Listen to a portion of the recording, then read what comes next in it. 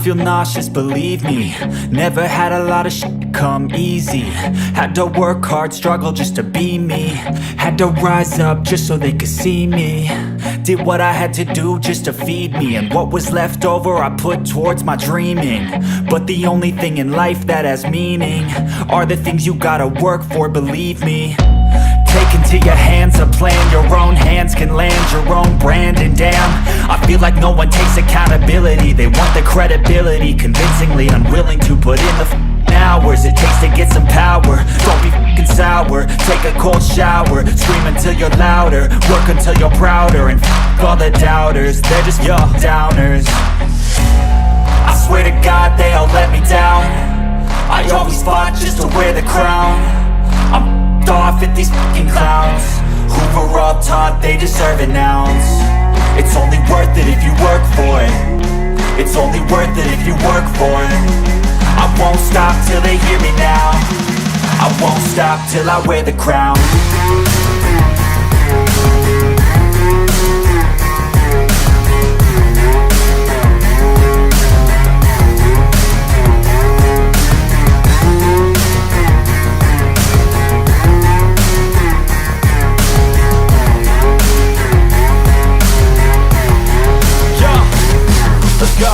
I'm just telling you to fight for your dreams, but it's not what it seems. Man, it's hard to be seen when everybody wants to be king. Yeah, they all wanna ring, yeah, we all wanna be free.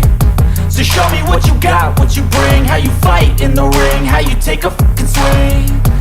Do you got heart, are you mean? Got some scars, got some needs, are you willing to go bleed?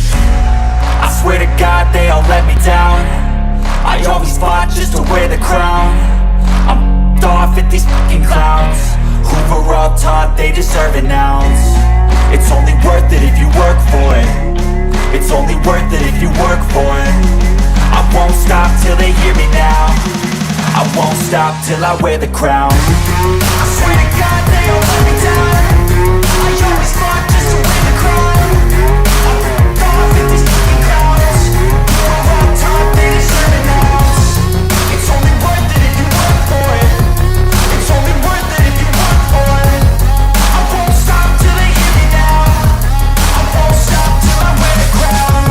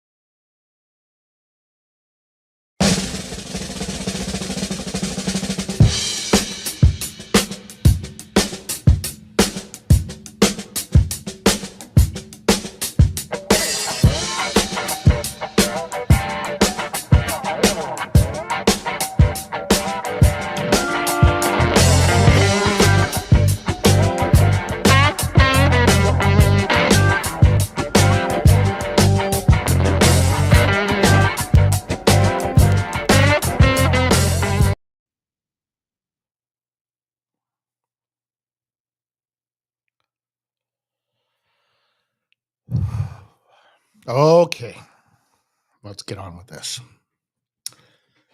Not good enough. This isn't the regular season anymore. That performance by Stu was not good enough.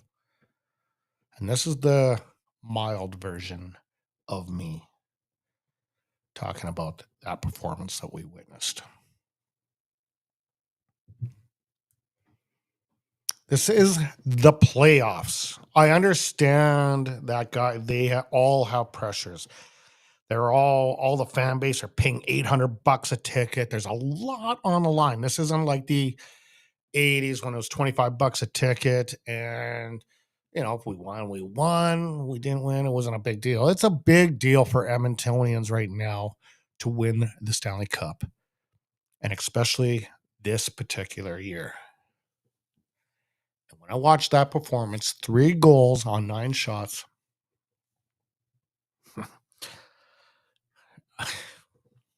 This is, like I said, this is the mild version of me. If I went on live right after the game, I think, and that's why maybe I want to avoid the live feeds because, anyway, basically, Calvin Pickard will be taking the pipes tonight in game number 4, which is kind of a must-win game. Hate to say it. I mean, it's not a must-win game, but it is, because if they go down 3-1 to Vancouver, with the fact that Vancouver has owned us all year long, this team, I want to say I don't have confidence in it, but what I witnessed this year out of this team, oh man, I just don't get it. I don't get it. This team just likes to just stress out its fan base, like just stress out its fan base, stress out its YouTube followers, stress out everyone. Bring it down. Bring it down. All right. Okay, guys, welcome back to the channel. My name is Gene. You guys are watching Lubed for May the 14th, 2024, Season 3, Episode 76. The Oilers lose Game 3, which they had home ice advantage when they won Game 2. Now they have to reestablish that and make this a best of 3, and we're hoping. Crossing our fingers, we're hoping. However, there's been significant changes in the lineup and, of course, the goaltending. I knew that Picard would get the start. I definitely knew that. That's why I did the thumbnail last night, even though I had no confirmation that Picard was actually going in net. I was like, he's going to be in net. Like, how do you not put him in net after that performance? Like I said, I think it was something like a 733 save percentage for that game. Like, he wasn't even in the 800s, Stu. Like, and I don't want to beat him up. I don't like beating up on people when kicking them when they're down. But I protected Stu all year long when he had these tough games. And I said, well, the defense did. And then I praised him when he went on that streak where he was the number 1 star for 4 or 5 episodes in a row. I was praising him. But that performance that he did Sunday night was brutal. Was absolutely brutal. And if Calvin Pickard has a great game, I think Stuart Skinner's time in net for this year's playoffs is done. I think it's it's Picard's net now to lose. Anyway, we got quite a bit to discuss today, as we're going to discuss the recap of that game. And again, I'm going to do a deep dive on Stu versus Arthur's. I know I just did a deep dive on Stu versus Cam in the last series a few episodes ago, but because of the result and how everything fell, and how the chips fell in the last game, I'm going to do another poll on Stu and just give you some areas of where Stu is weak at. I got another poll question related to Stu. Plus, we're going to go over some of the results. And then I'm going to give you a game 4 preview, the new lines. There's quite a bit of shifting going on for tonight. And then if you guys are joining in, you guys have any comments or any questions, feel free to chime in and I will try to answer them at the end of the episode. Let's go. Let's get into this. As the Edmonton Oilers and the Vancouver Canucks met once again. This is now, if you include the regular season, this is now 8 times, right? Is that right? 8. And the Oilers have lost 7 of the 8. That's starting to concern me. And that's why I say tonight is a must win. They need to even the series, bring it to a best of 3. If they don't, I don't want to count the Oilers out because what I witnessed from November to April was simply amazing. So I don't want to count them out, but how do you not shift? Oh, okay. Anyway. Okay. Focus, Gene. Focus. Let's get into the scoring summary of the last game. Okay, so it was a 4-3 final. We all know that it was in regulation, which was also good too. The game tonight starts at 6:30. By the way, guys, I am also keeping an update for you guys. Those of you following the Bruins and Panthers game, let me just do a quick refresh here. I think that's actually it should be refreshing. Yeah, it is refreshing. It is 1-0 for the Bruins after they just started the second period. So just a heads up there. Okay, let's go into this scoring summary. And I do apologize from the last episode. I was in such a wasn't in my train of thought where I didn't even give you the statistical breakdown on my stars. So I do apologize. I will do that tonight. We're going to start off the scoring summary with Matthias Ekholm for the Edmonton Oilers, getting his 3rd on the power play from Evander Kane and Darnell Nurse. 1-0 Edmonton. Everything's looking good. Is it? Nope. As the Vancouver Canucks would tie it, Elias Lindholm on the power play, getting his Calgary revenge with the Canucks. And this would be assisted by Brock Besser, who's been just lights out amazing. And Quinn Hughes as well have been lights out amazing. 1-1 is the score at this point in time. Canucks would take a 2-1 lead when Brock Besser would get his 6th from TJ Miller and Tyler Myers. This is still in the first period at 13:18. And at 18:34 of the first period as well, Brock Besser would get his 2nd of the night, 7th of the playoffs. And this would be from P.S. Suter. We go to the second period where Leon Draisaitl would get a power play goal. You can't let the Oilers have power plays. And if you're going to let the Oilers have power plays, expect to pay the consequences. And this was from Evan Bouchard. And Ryan Nugent-Hopkins and Evan Bouchard as your assists. We have a 3-2 game. Vancouver would make it 4-2 when Elias Lindholm would get his 2nd of the night on the power play from TJ Miller and Quinn Hughes. The Oilers would come close late in the 3rd period at 18:44 I think they had the net pulled at this point. Evan Bouchard and Matthias Ekholm and Leon Draisaitl. But that's the way it would wind up. As you notice, most of those goals happened in the first period. To be honest, I think most of them happened in the first 10 minutes. Like I said, it was like 3 goals on 9 shots, which it's unacceptable in a regular season game, let alone a playoff game. In playoff games, these games are so critical to take because you don't have many chances. You only have 7 shots, and you have to win 4 of those 7. So, unfortunately, the Oilers went down. Series is 2-1. And there's big changes in the lineups tonight as we're going to go into that. Okay, let's go into the statistical breakdown. As you can see, there's a good shot of Zadorov holding Kane in the penalty box. He did get 2 minutes because it's one thing to flip him over the bench, but he was holding him down in the bench, and now that was a penalty. Okay, for shots, the Oilers, 45 shots.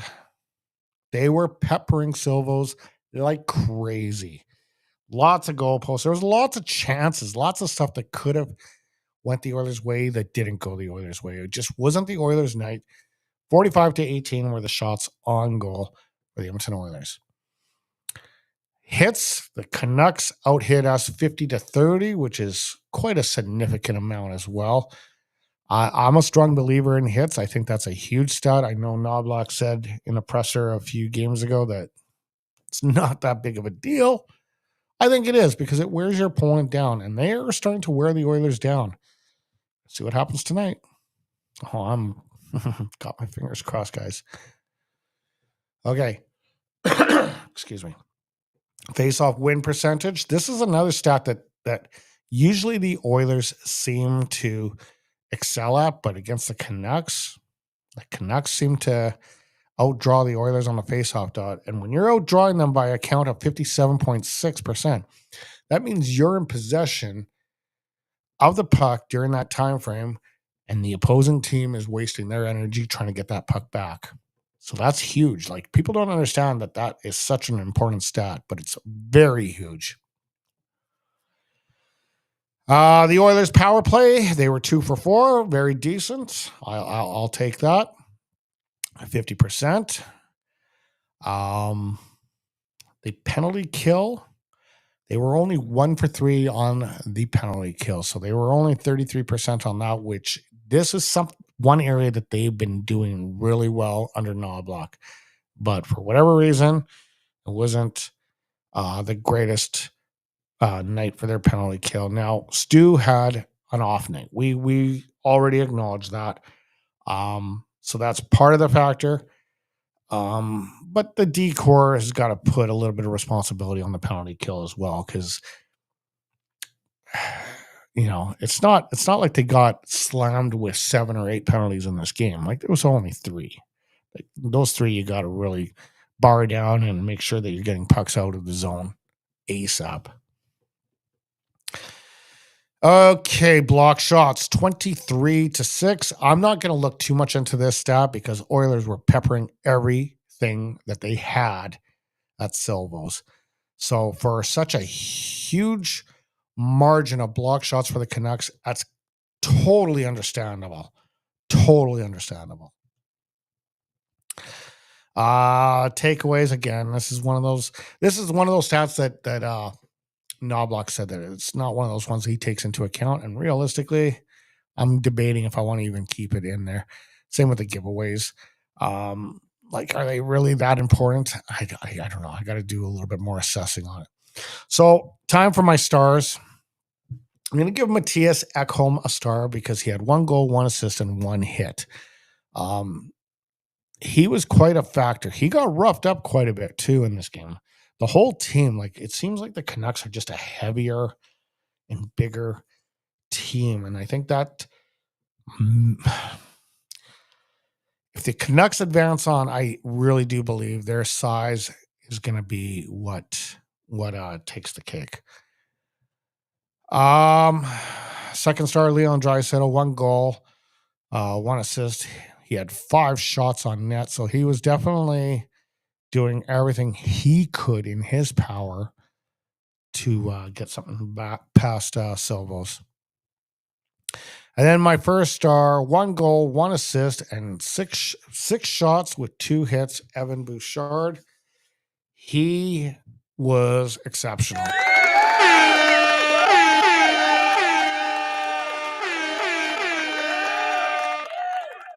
In a losing cause. So, yeah, unfortunately, the Oilers lost that game. It wasn't pretty. And now I'm going to go into the deep dive of Stu versus Arthurs. However, beforehand, I am going to play the media scrum that happened yesterday with Stu. Uh, I'm going to just dive right into that right now. Just on record, I'd like to apologize to all you guys for not being available last night. So hope you guys could all forgive me. Yeah, understandable. Thanks for acknowledging that. I guess maybe the question, Stu, is like how are you dealing with all of this? It's obviously a lot of pressure at playoff time. And Yeah. Not characteristic of you, obviously. So. Yeah. No. Yeah. Again, just last night, I think just the emotions kind of caught up with me, and it was tough mentally. Definitely last night. Obviously, you never want to get pulled into a game. I feel like you let down the team, so I got some work to do here to get back at it and learn from the mistakes that I've been making. How much of it is? Okay, I just want to stop Stu there at that moment. This is not the time to be learning. That was during the season. He has to have his craft perfected now. And that's a frustrating comment for me as an Oiler fan listening to. Physical mistakes in the game? Yeah, I think it's a wonderful question. I think, as most people say, it's, especially as a goaltender, I think it's at least 90%, maybe more mental.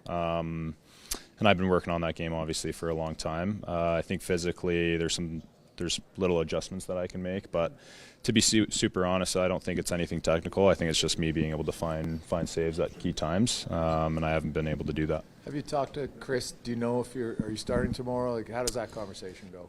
I have no idea. We're going to see it on the board tomorrow. Do you have the only position on the team where you get compared to the guy at the other end of the ice, like it or not, right? Yep. What effect does that have when you see, maybe you're having a struggle or whatever, and you see the guy at the other end stopping 42? Does that impact you at all? It shouldn't. Last night, I thought he played an amazing game. I think he's been really solid for those guys. Especially with the lack of experience in that at the NHL level, it's quite very impressive to see him doing this. And yeah, he's got great size. He can move really well. He's a great goalie. You can't take too much away from that. And then for myself, that's just based on myself. My focus is me and my game. And I've played a lot of good goalies in this league that have stolen games, and a lot of good goalies in this league that I've been able to beat. So I'm not too worried about the other guy at the other end. My job is to keep the puck out of the net wherever I'm in. In the big picture, I mean, overall in the playoffs, the numbers are what they are. And when you focus in on a single game and you go goal to goal, you can kind of, was it his fault or was it not? There's the big picture, and then there's sort of the moment. How do you kind of process your playoff numbers versus, looking at it goal to goal and finding the immediate fault? Yeah. I think I've been looking at kind of just goal to goal, to be honest, for a majority of the playoffs. I think I've been doing that majority of the season too. Like, you don't want to look too far into the big picture, but like the numbers don't lie. They're saying what they say. Well, they lie a little bit, but they I think that it is what it is. It shows you kind of what's been happening as a result base. Do I feel like I'm playing at those numbers a little bit? Has some good goals gone in? Yeah. Has some bad goals gone in? Yes. So either way, I got to stick with it and just keep going. Does the fact that you're not getting a lot of volume, I don't know if you're a volume guy, do you like just feeling shots more and then get like 24, 19, 15? There's not a lot of shots. How does that impact you?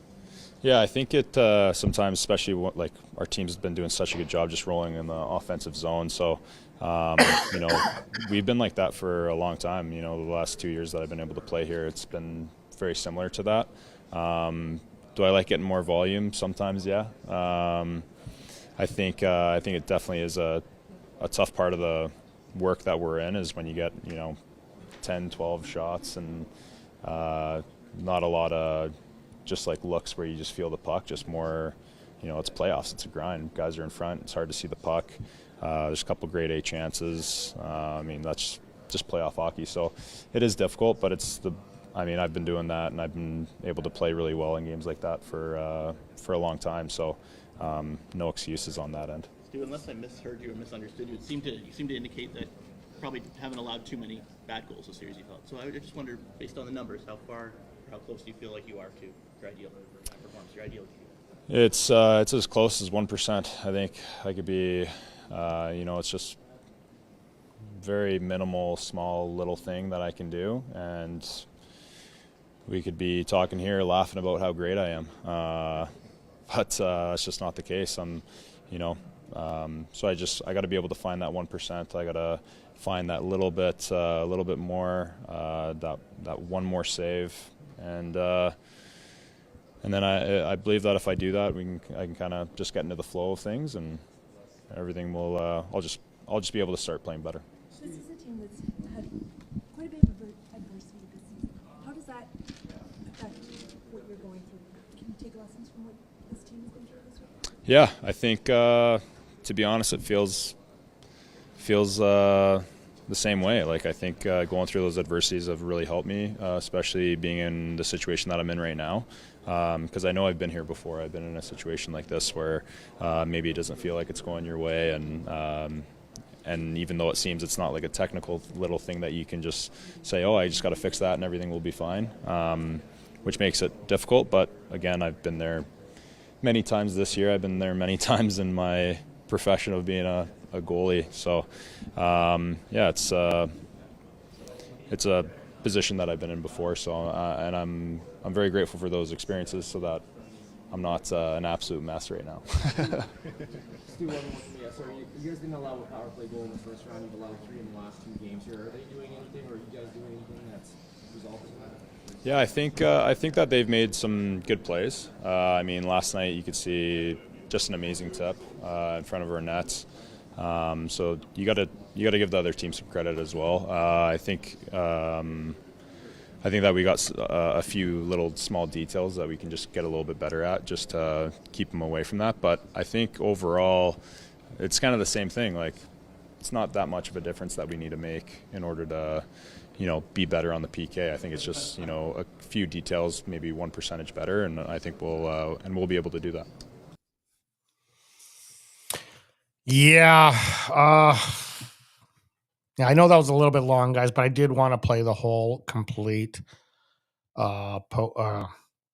media scrum that he did yesterday, just to give you guys a feel of where he is at. And that is courtesy of Oilers TV. But in that game, 40 minutes, 11 seconds. Now you wonder, why is there the 11 seconds? Because he was pulled out the second period. Well, if you do remember, Knobloch actually threw him in to try to gain a little bit more rest time for the players on the bench during the last few minutes of that game. 15 shots, 4 goals allowed, 733 save percentage.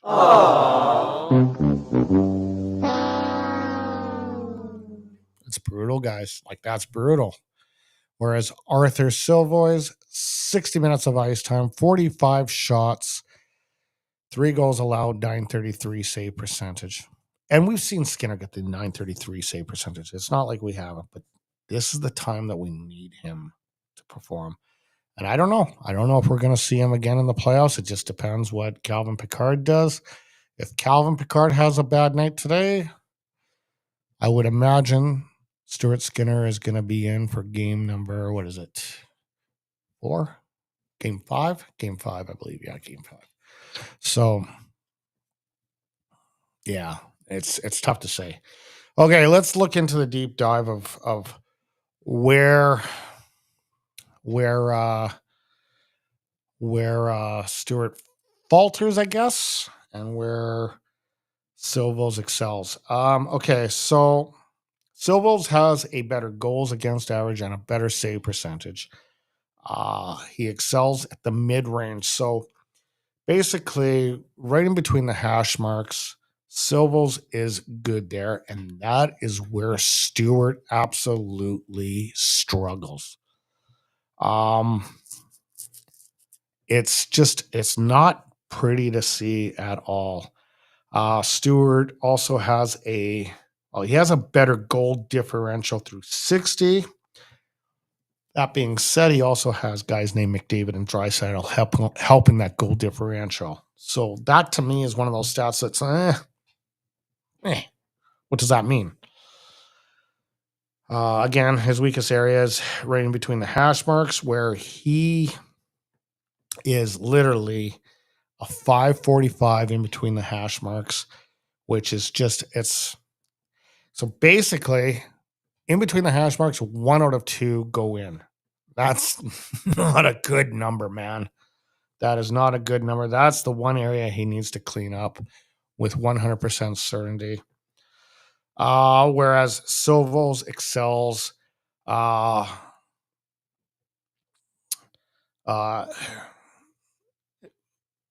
Basically, he excels in that area, but he is weak in front of the net, which a lot of goaltenders are.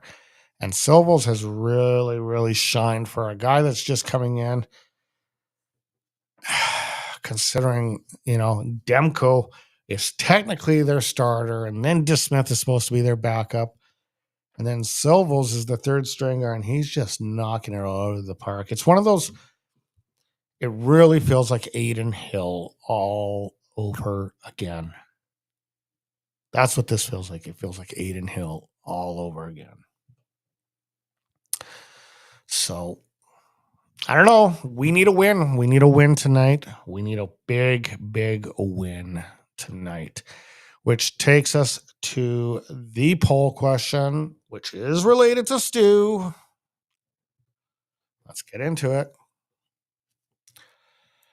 Well, we see Stuart Skinner behind the pipes again for the Oilers. I didn't pluralize that. I apologize that.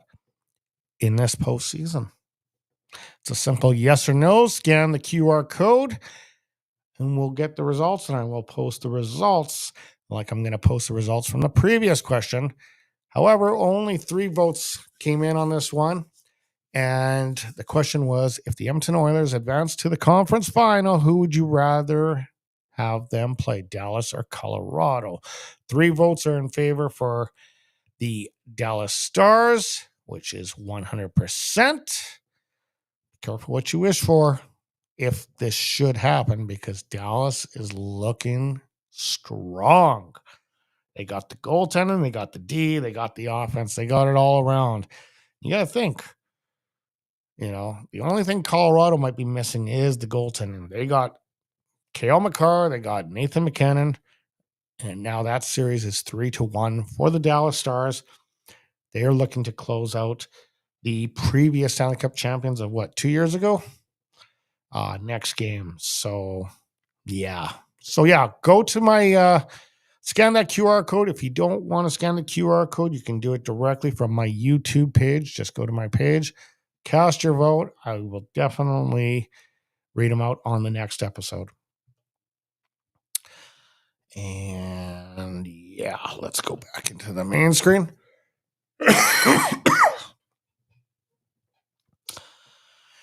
Okay, game 4 preview and league leaders. Lots of movement going on here.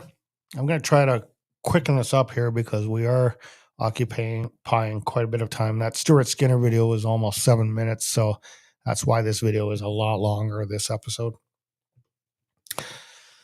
Let's dive into it. So for the lines, it looks like Knobloch wants to go with the 7 and 5. He wants to add the extra defenseman. Now this was changing throughout the day because at one point in time he had Karich, and it looked like he also was going to have Sam Gagner playing. And then by the end of the day, when I got home to do the final line changes, this is what I came up with. Ryan Nugent-Hopkins with McDavid and Hyman. He's going to separate McDavid and Draisaitl in this game. Holloway, that to me is huge. Oh. Wrong button, guys. Yeah, Holloway's been lights out. I don't know why He's been getting such crappy ice time, but he's now on the second line with Draisaitl and Kane. Fogle on the third line with McLeod and Perry. Janmark with Ryan, and then obviously Philip Broberg. Now this concerns me because Philip Broberg has been a liability in the preseason or in the regular season. Could he be a liability tonight?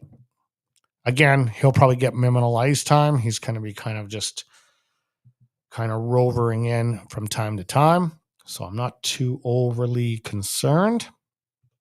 The Canucks, P.S. Suter, J.T. Miller, Besser, that hasn't changed. Slight change in the second line as McKelliff is going to be on the left side and Carlson on the right side with Peterson.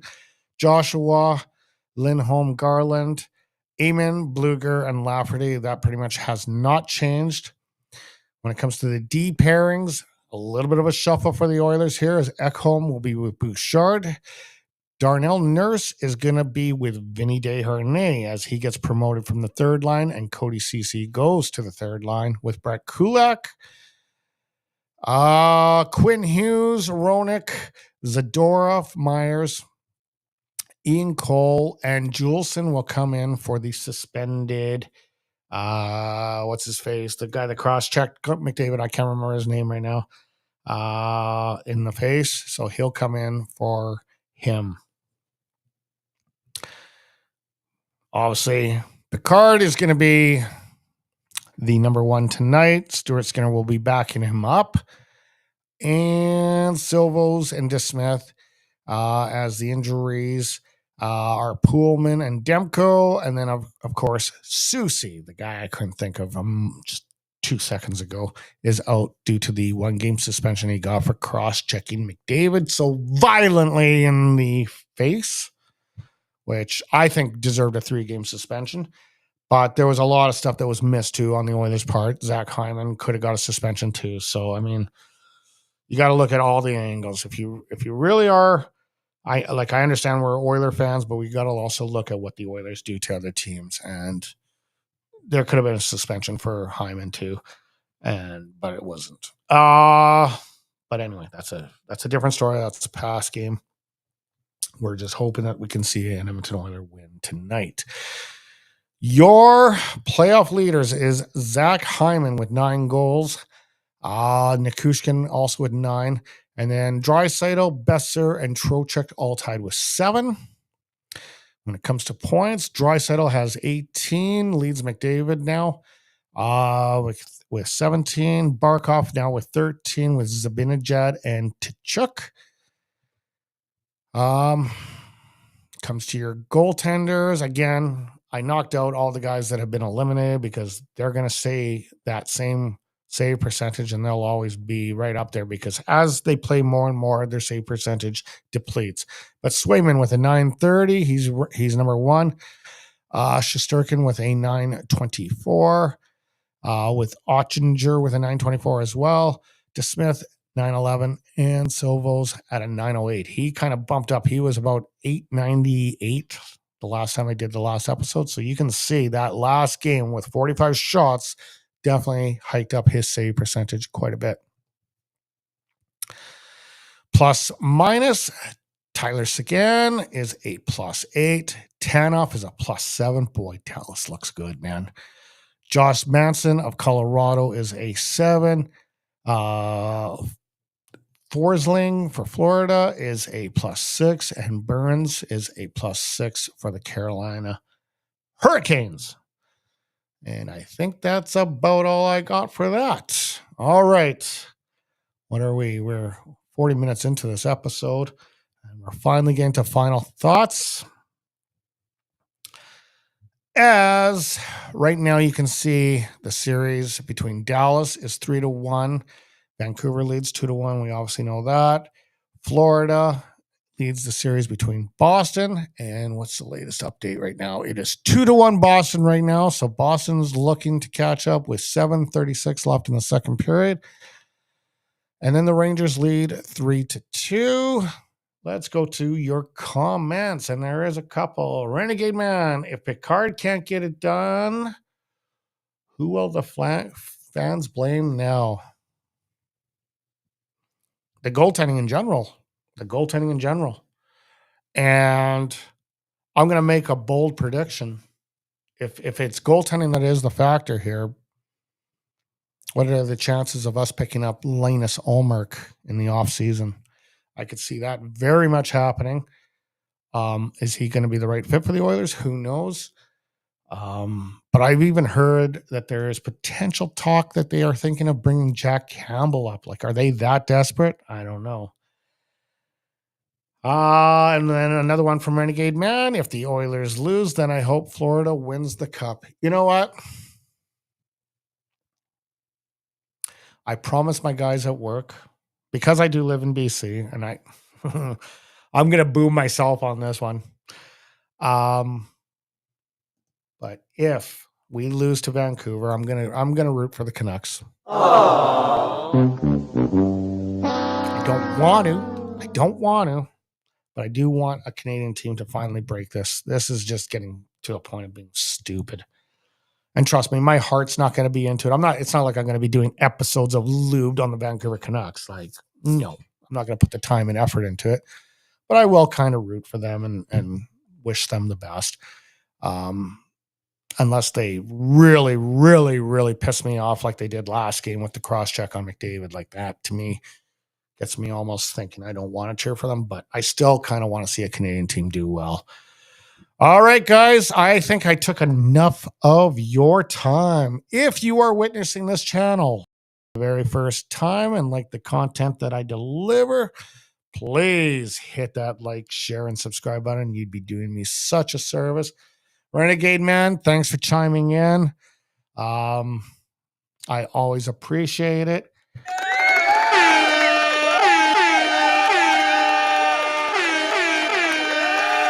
Guys, we need this one, man. We need this one. We need this one more than you think. Because if they lose this one tonight, and I don't want to be that guy again saying that I think it's over. Okay, I'm not going to say it. Anyway, guys, enjoy the game. Go, Oilers, go.